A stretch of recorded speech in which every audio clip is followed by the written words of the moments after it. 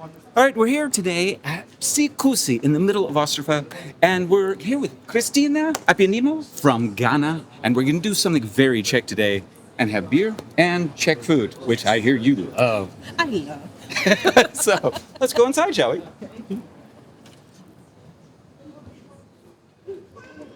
I'm from Ghana Central Region. I moved back to Cape Coast and then to the university also in Cape Coast. So you kept mostly in Cape Coast, Exactly. which must be on the coast if it's It says on the coast. Yes. Good. By the name. Good.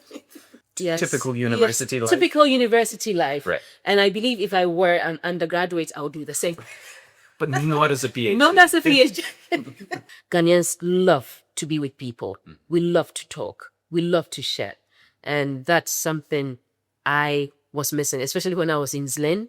Is it more like a beef or chicken or what there in Ghana? It's all. All. So whatever's Beef, chicken. whatever's moving. Whatever is moving. So I live, it's behind my house. Uh-huh. So it's very easy to walk there. It's a beautiful park. Mm-hmm. And then there is the stream where I sit to relax sometimes. This is Expat Episodes, when news stories begin. I'm Ian, your host, and I'll be guiding you through the stories of expats in the Czech Republic. Hello again, and welcome to Expat Episodes. My name is Ian, and we're back in Ostrava. In the center this time. Of course, we're always in Ostrava, but whatever. Today, we've decided to do something a bit different. We're here today with Christina from Ghana, and we're going to go real Czech, and we found a good craft beer place called Psí Kusy. And they do local beers as well as from abroad, but with a bit more focus on Czech beer. And we'll also have a bit of food later. So, hello, Christina. Hello. How are you? I'm good. How about you? Very well. So good to see you again after that conference meeting we had. And it was all in promotion of the Afro Ostrava Festival. Are you having, just talking about it now, we'll start with that. Do you have any part in that as well? Are you helping with organizing or foods or anything with it? No, I don't have part in organizing. I would love to be part of the food. I am not 100% certain, so I don't want to talk too much about it. I was hoping you would say it because you Exactly. kind of mentioned last time, Exactly. and there's supposed to be some good. Okay, and when is that again? Oh, it's in August. The date?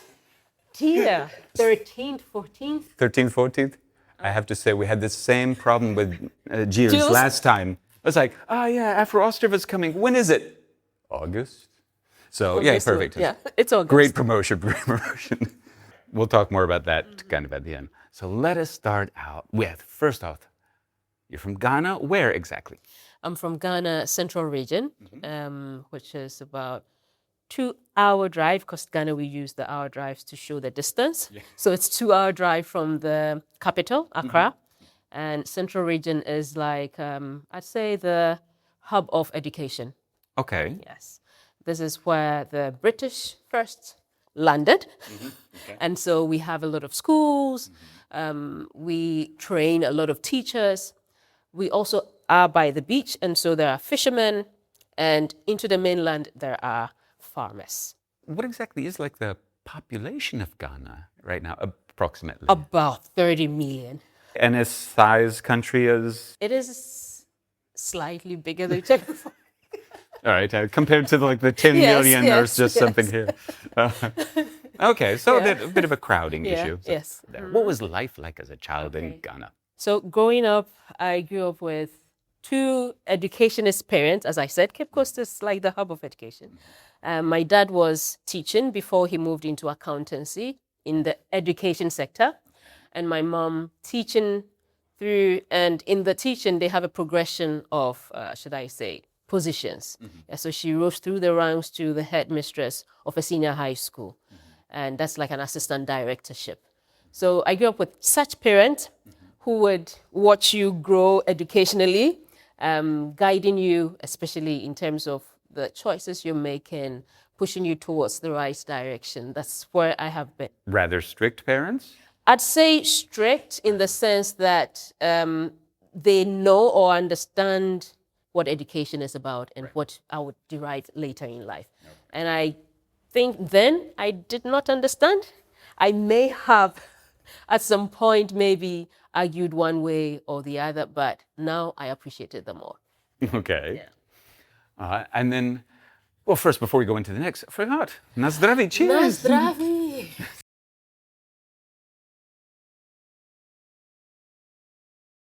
Yes. That's one thing the country is good for, which It is. we'll talk more.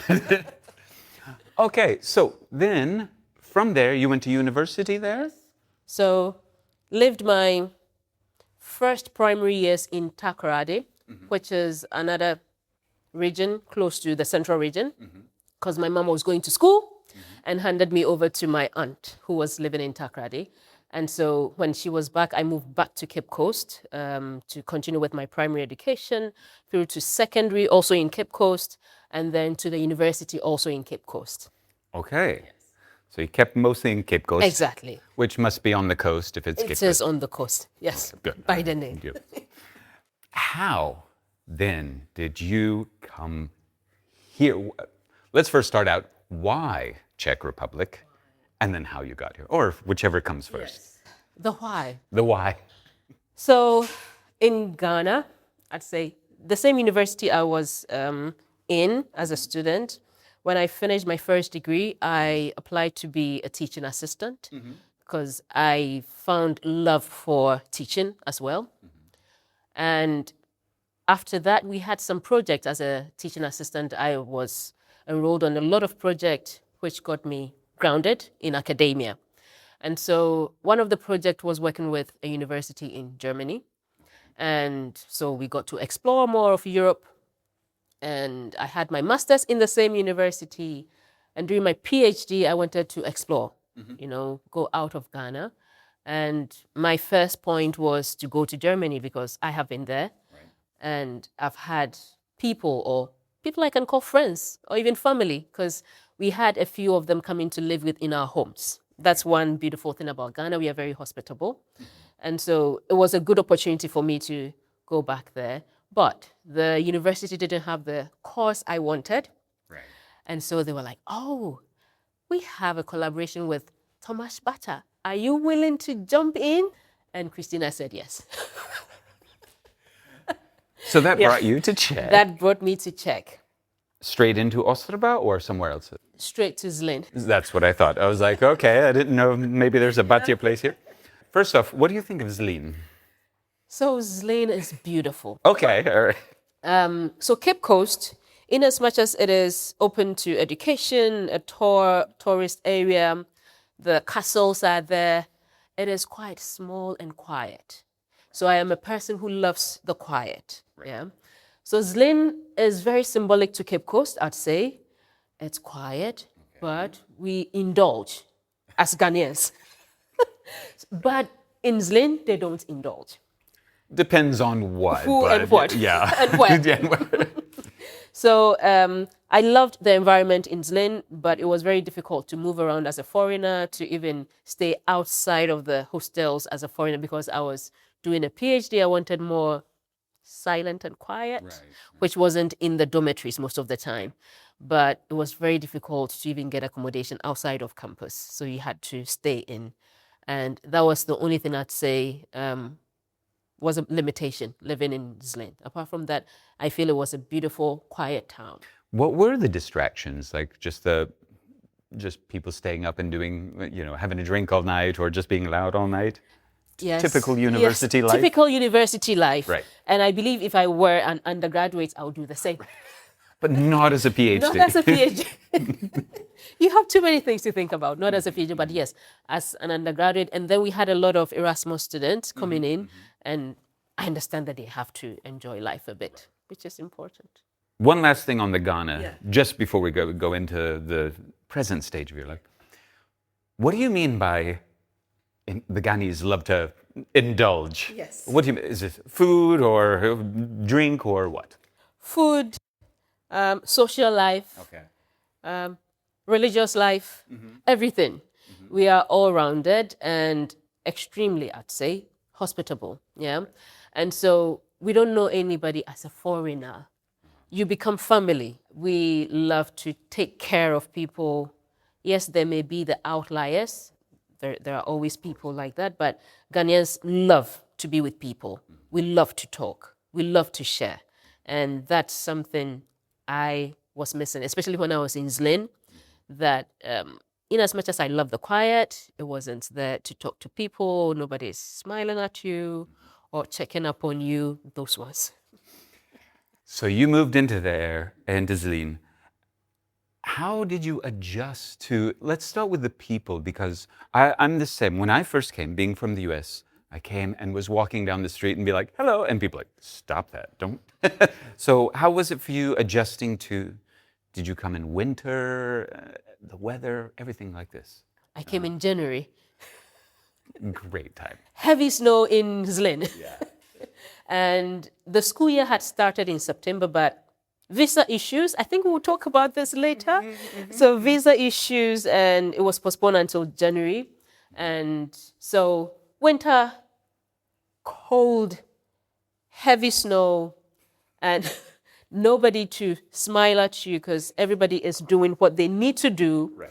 Everybody is watching their own way. It's not about you, and you feel a bit isolated. It's like you're lost. Yeah. I fortunately got to have a mummy. I think I mentioned this. This lady who was working at the library at Thomas Bata, and she was like, she loves Ghanaians. Apparently, she met a Ghanaian, and she loves Ghanaians. They're so nice. So here I go, having a daughter, because apparently there were 2 or 3 guys, and they were sons. So now she has a daughter.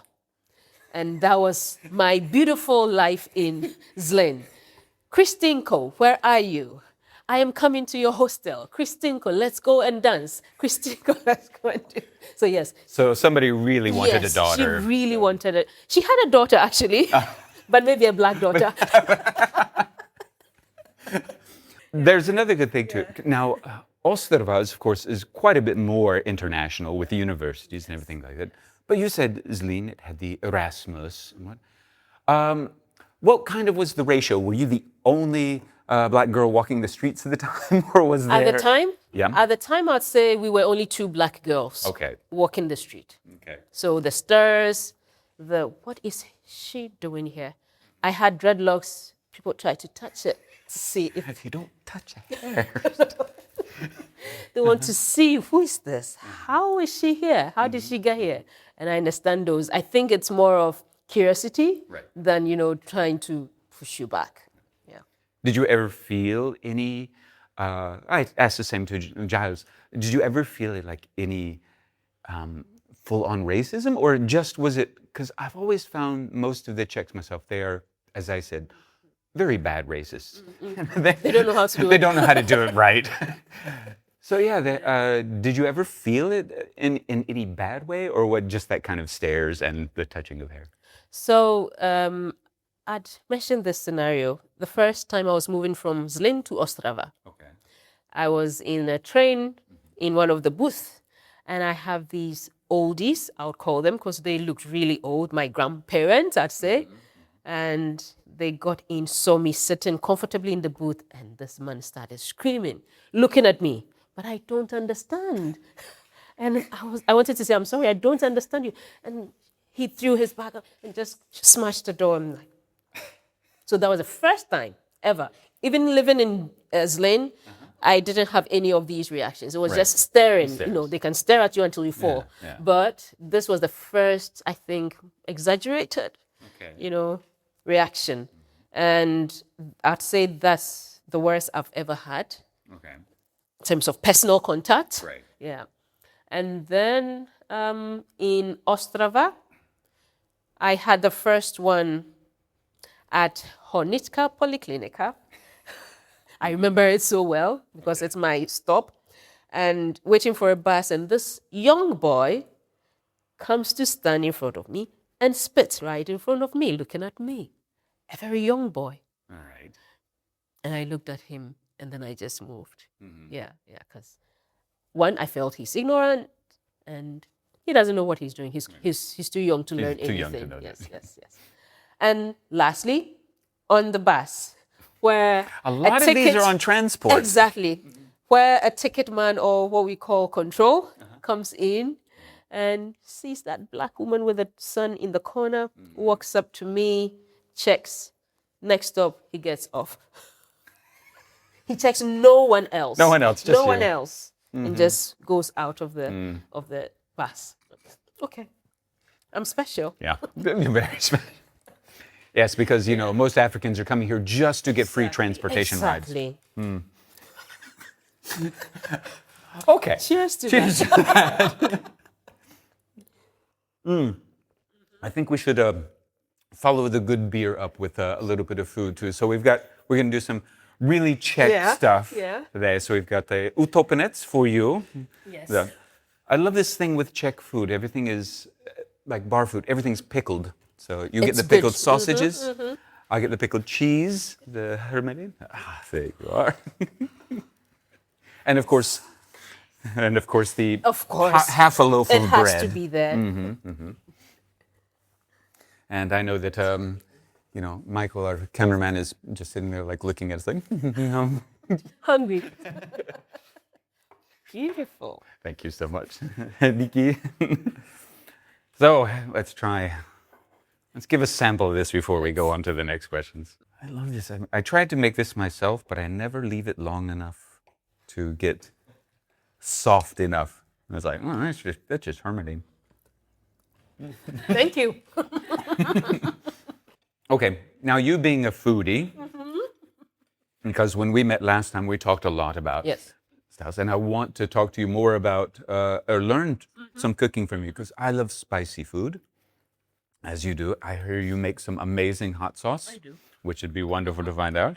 And I want to watch so I can know the recipe, so I don't have to bother you every week for any best. Yeah. What do you think, and be honest, because I kind of know the answer, what do you actually think of Czech food compared to, well, let's start first. What is typical Ghanese food? Ghanaian. Is it Ghanaian or Ghanese? Ghanaian. Okay, Ghanaian. Ghanaian. Okay. Ghanaian food is mostly, I'd say, corn-based, mostly fermented corn-based, so it's carbohydrates, basically. Yeah. So you do the fermenting as well? We do fermenting, but we love to swallow the fermenting. Okay. We don't love to chew a lot. Chew a lot. There is rice, Right. but the rest is more of swallows. And for me, coming from the central region, it's more also the fermented corn dough with any form of sauce, whether it's fish sauce, beef sauce, okra, or soups. We have different variety of soups. I guess you get a lot of seafood as well, being on the coastline. Yes. And for, most people think of Central Europe as kind of like the meat potatoes, pork and potatoes. Is it more like a beef or chicken or what there in? It's all. All. So whatever's beef, chicken, whatever's moving, and whatever's you can eat. moving. Sorry, I kind of ruined the whole thing, but I'm about the same because hey, that looks delicious. It's got 2 or 4 legs. We're gonna eat that. Yes, but not a person. 4 legs. We'll say that chickens. 4 whatever, legs, chickens. So a cultural shock was me finding out Czechs don't eat goat meat. That's true. We eat That's goat meat true. a lot. Yes, It's I think it's one of the biggest delicacies in terms of the meat. So it's goat meat, cow meat, and then chicken and more fish. For fish, we have a variety of the fish. Question with the goat meat, because I've done some travels in Ethiopia and stuff before, and again, goat a lot around there.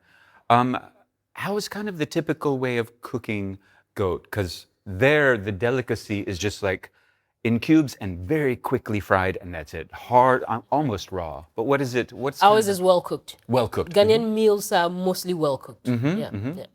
Okay. And what is the contrast here? What do you think of the Czech dishes compared? Not so good because of my taste buds. Right. The seasoning is, I think, the most differentiating variable.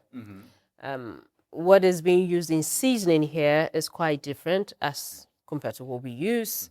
And then in terms of heat or hotness, the pepper, ours is more spicy as compared to theirs. So it's quite difficult, as I mentioned. Sometimes I have this is like, that's not... No, That's no, no, spicy, no. but- That's not spicy. That's not feisty. no feist today, No. no. No. So I have my sauce with me sometimes, especially in the office, just to dip and put in my food to enjoy it the more. But apart from that, if I'm talking about variety, I feel Czechs have more variety in food, Okay. yes, than us. Yeah, okay. Yes. All right. But not the variety you really care for. No, not something I would go for, but yes, they have a lot of variety. You've mentioned you've got a son. How long have you been here in Czech now? This is my 6th year. 6 year. And you said your son is around 7, 8 years old. Yeah. So how is he? Is he more Czech now than, like, if you break out the hot sauce, does he go, no, Mom, no, no? He's still African. Okay. Still got the stomach Yes, for the he hot has sauce. it. He goes like, "It's yummy, mommy. It's hot, but I love it. I want to finish it." So I understand that he has the tongue. So yeah, he does eat Czech meals. He loves it. Yeah, but as soon as he's home, he would want. He actually gives me orders. I want this. I want this Give me one. this, give- Yeah, because I've had Czech meals for lunch. okay. So I want this, please, mommy. I already know, and which I'm having to try to forget to, because we're in an interview with a new crowd. What do you do here now? What is your profession? In Ostrava, Yes. I teach. So I teach at the Ostrava International School as a business and economics teacher at the diploma level. Yeah. So it's an IB school, and they have the, how do I call it? The continuum from early years through primary, through middle year to the final diploma level, which leads them up to the university. And for me, it's been since 2021, so that will be 5 years since teaching that subject in the school. Yeah. What is the age levels of the students for this? 15, 16, 17. Okay, Yes. so it's kind of Some like may the even hit focus 18. on Yes, career. yes. Yeah. All right. And you got into this through somebody named? Brett. So in Zlín, Right. in my 2nd year, COVID happened nicely, unfortunately. And I had finished with my coursework and was getting a little bored. And I was paying for my accommodation and insurance. It was becoming too much at a point. And I was like, I need something to do. And out of the blue, I get an email from one of the administrators from the foreign department saying, oh, there's a job opportunity in Ostrava. If anybody is interested, they want somebody teaching economics and business. If you're interested, you could apply. I didn't even reach out to him. I reached out to the school immediately. I sent my CV and my application letter to them. And then I got a call. Are you ready for an interview? Yes. I got the interview and then moved straight to Ostrava. Okay. Yes. I had an online lesson because they were still practicing nose masks and social distancing. And so sometimes they would have lessons online and then sometimes in school. So I got the opportunity to do the online lessons, trial lessons, and they loved it. And they said, okay, come over to Ostrava if you want to. They said, yeah, I'd love to have a change of environment. And I moved to Ostrava. So that was me coming to Ostrava. And moving here, I was fortunate to be given literally how life is going to start in Ostrava, where I'm going to live. A very good location from home to school, which is about 6 minutes walk. Perfect. I don't need to hassle with anybody with the bus. That kind of also leads to, oh, someone's sick. Can you come over? You're only 6 minutes here. away. Come on. Yeah. Okay. Yes, yes. But it's a full-time job, so I need to be in the school anyways, whether I have to teach or not. And my subject is quite popular, so I get to have students all year round. I'm teaching 4 different classes, let me say, in a year, and my schedule is full, like almost every year. 32 lessons in a cycle.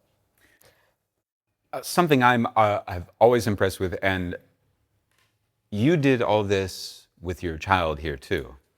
So that's just amazing as well. That's so congratulations. Thank you. But he actually joined me in 2023 when I finally submitted my PhD thesis. Because there was no way I could finish with him around. I love you, kid, but no. Yeah, I know. So yes, I had to hold on with him coming, finish up, submitted, and then I knew it was the right time to break. Okay, then he came in and joined you for this. Exactly. All right, so let's get now to that point you said, what happened with the visa? Because so many of our watchers have had little issues or none, surprisingly. But so what happened with yours? Yeah, so with mine, in 2018, I'd say I'd started in 2017, applying for the visa. And we had this system of booking through a specific email. That was the start. And if you miss it, go the next 2 months, 3 months, you don't know when. And I found out later that Ghana was actually serving about 5 other African countries to the Czech Republic, the Czech embassy. And so it was quite tedious. I don't want to say it's competitive, it's just the numbers that were overwhelming for them. And so it was quite tedious. You get the appointment you're able to get in, and then they will look for that one document and say, go back, start the application again, and then come back. So this happened like 3 times, and I was frustrated. I said, maybe it's not for me. Let it go, Christina. Maybe it's not for you.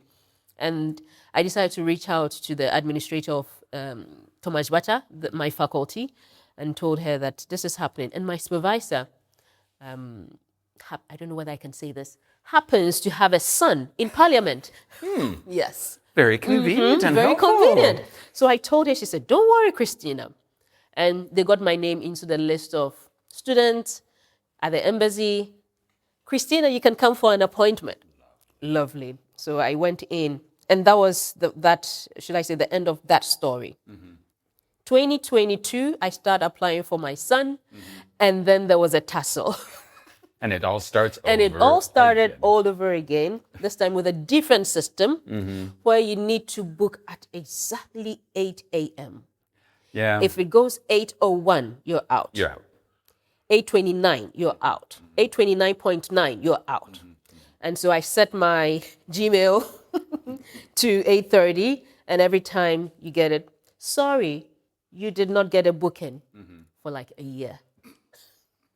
And finally got a booking, took my son there, we did the interviews, everything. Oh, Christina, you left a document. And I was, again, frustrated, but I got one of these teachers who had a lawyer here who was like, Christina, I think you should use a lawyer. It would make much sense. So I contacted a lawyer. I need this. And he said, okay, I'll just write a letter for you from here, because if you're living in the Czech, you don't need all these documentation. I'll write a letter for you. And he did. I attached it, went there. Oh, you have a lawyer from Czech? Yes. Okay, we'll communicate with the lawyer. And that was it. Okay. And then I get a call. Come for your son's passport. That's it. Perfect. They should have said this earlier. Get a Czech lawyer. That's right. But yeah, that was it. But in the moment, it was very frustrating. It was like, how don't you understand that I'm a mom? Yeah. And my son is living somewhere. How don't you understand this? How do you think that I'd be happy or he's happy where he is without the mom? For that, I didn't understand it, because I see them as a family-oriented society. Yeah. So, yeah. Bureaucracy. Okay, we'll close on this then. As a foreigner here, living in this place, what would you say is kind of like some favorite spots around Moravskoslezský kraj, Ostrava region? Because what's some of the things that keep you here? Yeah. Something good for family, something good for yourself? Besides the restaurants, but whatever. Okay. So I live in proximity to the park, the Komenské. Okay. Komenské osady. Yes, so I live it's behind my house. So it's very easy to walk there. It's a beautiful park. And then there is the stream where I sit to relax sometimes. So that's a perfect place. I don't think I'll move away from that area very soon. And there is the dock if I want to have some beer, because it's also there, just a walking distance as well. I'm so glad you're enjoying the beer. I love beer because Ghanaians also have the lager beer. Yes. We make I say in Africa, don't tell them. We make the best beer. You've started a war now. You started a war. I started a war. Let it end here. But yeah, to the dock, come into, and where I live, again, close, walkable distances to post office, to the train station, to tram stops, to the school. And it's very easy to move with trams, even if you want to go into the mountains or anywhere. So yeah, this is the reason why I love Ostrava the most. Well, thank you so much for sitting down with us. We can finally finish our meal and work on this, and our beer. Yep. All right. Thank you so much. And thank you to everyone watching. We appreciate you being here. And big thank you to Psí Kusy and the lovely staff here for helping us out and getting us nice beers. And please, if you want a good craft beer right in the center, come on here. It's very close. And if you've got a story as well, and you're an expat here and want to talk to us, we'd love to hear your story. Thank you so much. See you next time. This podcast is proudly brought to you by Ostrava Expat Center.